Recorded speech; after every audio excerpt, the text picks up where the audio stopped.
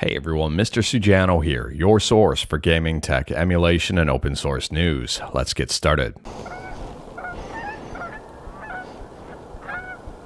Alright, to kick things off, we're talking about Windows emulation on Android with GameNative, and this is a huge update for GameNative. I mean, GameNative just keeps getting better and better. So at the time of filming, version 0.8.0 is the latest and greatest update. Now, it is worth noting this is considered a pre-release, so there may be bugs and issues with it. It's not considered stable. But at the same time, this is a massive release. So in the last big release for GameNative, they added in GOG and Epic Game support. In this one, they've improved GOG and they've also added in Amazon Game support. On top of that, there's a massive UI overhaul. You can now navigate the app with the controller. They've improved controller support for stuff like the Pocket Taco and the 8BitDo Flip Pad. They've also here added an offline mode for Steam games. They've also added pause when accessing the menu in-game. They've fixed external mouse inputs and even more. Like, this is huge. GameNative is 100% free. It's open source. I do recommend this one. I think it's pretty darn awesome. I mean, they've even improved touchpad controls in this release. This is a huge update. If you are interested in learning more about it, like everything I talk about, links are within the GitHub link in the bottom of the description below. I don't hide my sources. And speaking about Windows emulation on Android, next up here we're talking about not WinNow, but Winlator, and not necessarily Winlator specifically, a fork of Winlator. Winlator Ludashi, and Winlator Ludashi got a brand new update. So at the time of filming, Winlator Ludashi version 2.9 is the latest and greatest update, and taking a look here, there's some optimizations and interesting tweaks.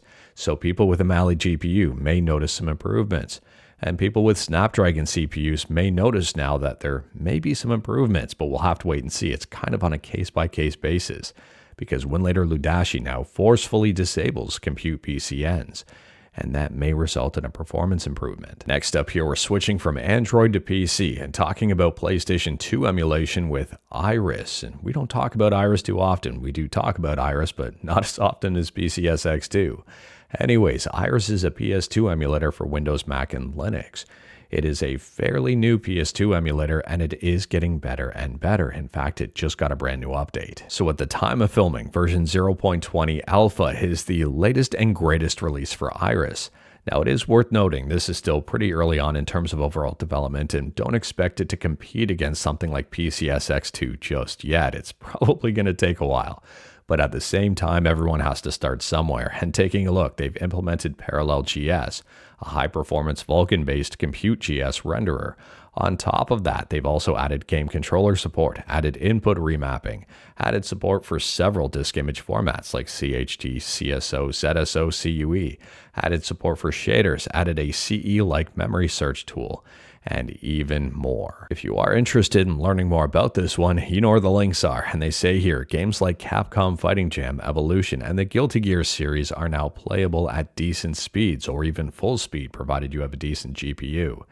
And this to me is pretty impressive overall. Some people may ask, why do you need anything else if there is PCSX2? And I would say, why not? More is merrier. And speaking about more is merrier and PS2 emulation, next up here we're talking about Play, and where more is merrier is concerned, this thing's available pretty much everywhere. Windows, Android, Linux, macOS, iOS, and even in a browser. And it doesn't require a BIOS file, and Play is getting better and better. So in terms of game compatibility, Literal Mente Game has a brand new progress report out that I would recommend checking out. It's up on their Patreon page. And they say here, new verified playable games: Way of the Samurai, Colin McRae Rally 2005, Shin Megami Tensei, Digital Devil Saga 1 and 2. And this is pretty impressive overall. And speaking about game compatibility improvements, next up we're talking about Nintendo Switch emulation with Eden. And Eden got a brand new update to fix a bunch of stuff. Now, it's worth pointing out, this is currently being tested and hasn't been pushed to the nightly builds just yet. But they say here an important fix for long-standing issues has been finished. This concerns a visual corruption that occurred intermittently, mainly after loading screens, where some games would start the scene with vertex explosions, artifacts, or with all colors saturated resembling neon. Among the games affected by this bug are Mario Kart 8 Deluxe, The Legend of Zelda Breath of the Wild, The Legend of Zelda Tears of the Kingdom, Kirby and the Forgotten Land, and even more. There's a minor performance improvement too. This is mainly for desktop users, but may help Android as well. coming soon to nightly builds. And continuing to talk about game compatibility, kinda, like really. Next up here, we're talking about Skate 3. And it's being reported that Skate 3 Online is saved. No PlayStation account, no EA account, no proxy. If you are interested in learning more about this one, Cypress has you covered with a brand new YouTube video titled Skate 3 Online is saved. And it starts out by saying, if EA shuts off Skate 3 servers today, we are fine. I recommend checking out that video for a lot of really interesting information, and let me know your thoughts about that one in the comments below. It seems a lot of work went into the back end of things to keep things up and running from a fan perspective. The entire project is up on GitHub. It's titled Skate 3 Custom Blaze Server. They say bare bones custom Skate 3 Blaze server for RPCS3 with functional matchmaking. Skate web features such as import skaters, parks, etc. will be implemented eventually too. Moving on, and we're talking about Sega Saturn emulation on Android with Yabusen Shiro 2, and Yabusen Shiro 2 keeps getting better and better. So the developers behind this emulator have posted to Twitter and announced that Yabusen Shiro version 1.19.11 has been released.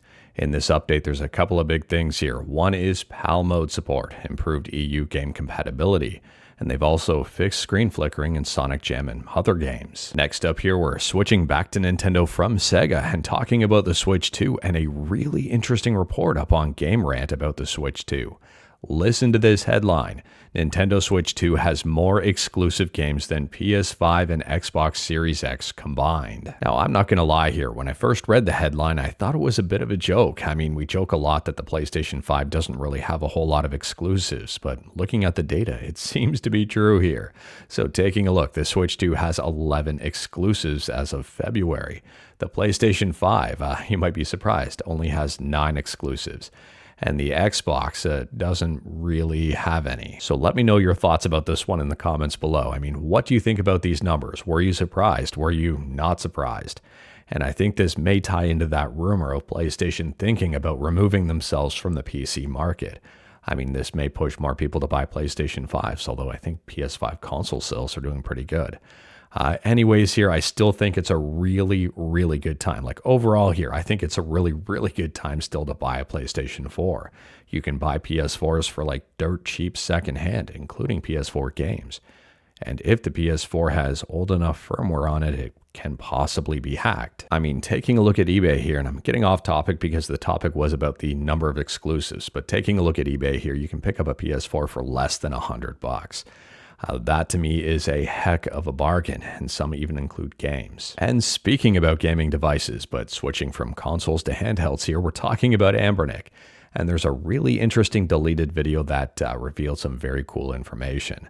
So it's being reported that the deleted video revealed that Anbernic RG Vita Pro will dual boot Android and Linux. So I don't know about you here, but I would say from an overall compatibility standpoint, this is a smart move by Anbernic. I mean, it features an RK3576 with 4 gigs of RAM. I wouldn't necessarily say that's an emulation powerhouse, but at the same time here, having both Android and Linux may increase versatility. And speaking about Anbernic and compatibility and versatility and devices that look like other devices, next up here, we're talking about the Anbernic RG DS.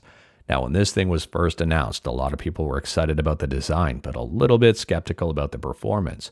When it was released, a lot of people seemed to be very underwhelmed with the performance.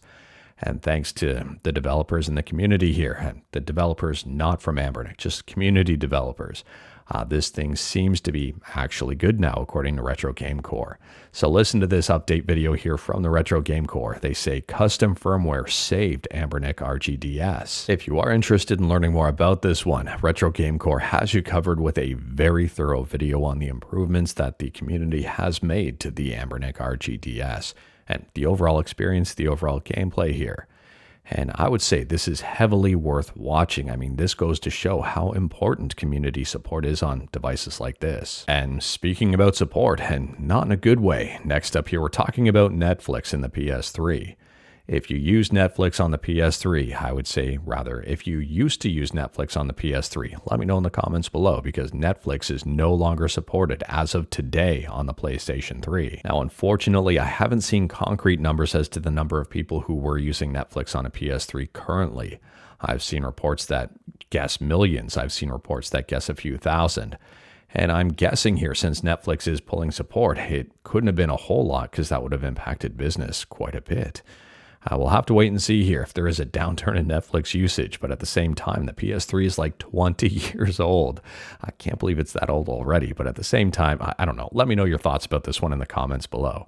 It's super unfortunate, and well, that's that. And speaking about older hardware, kinda. Next up here, we're talking about a really interesting headline up on Video Games Chronicle. Listen to this. Entry-level PCs costing less than $500 will disappear by 2028, research firm predicts.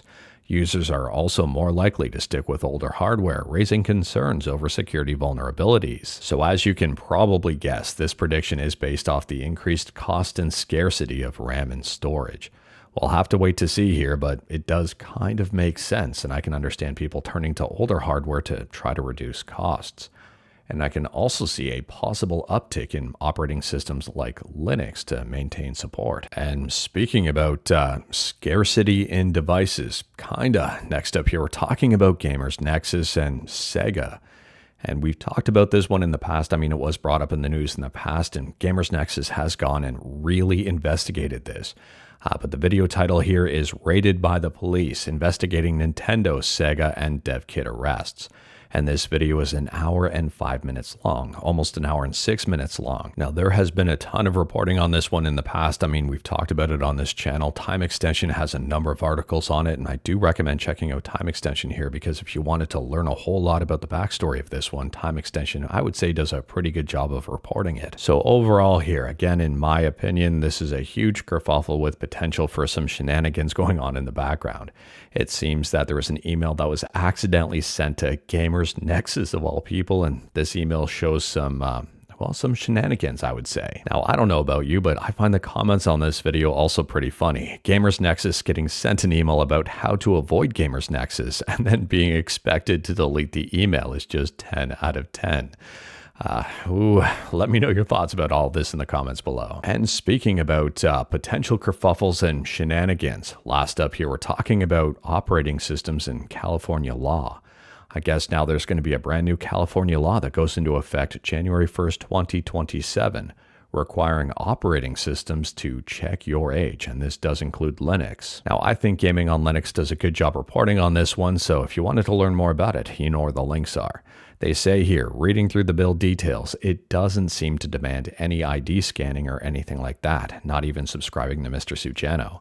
The text makes it pretty clear that they want non-personally identifiable data. So we'll have to wait and see there. Maybe it's just a drop down to select a date, but at the same time here, I mean, this to me is starting to get invasive. But anyways, that is all I've got for you in this one. Straight to the point, all stuff and no fluff. We talked about a bunch today. Feel free to discuss anything we talked about in the comments below. If you like this video, leave a like.